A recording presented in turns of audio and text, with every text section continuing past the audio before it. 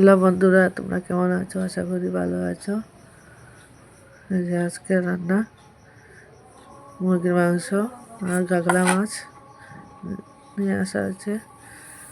যে ধুয়ে পরিষ্কার করে হলুদ গুঁড়া লবণ মেখে নিলাম মাছে।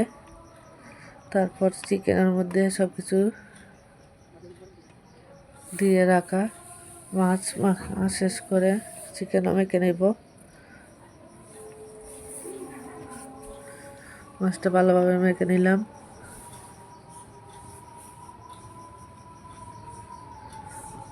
তারপর চিকেনের সব ধরনের মশলা দিয়ে মেখে নিলাম।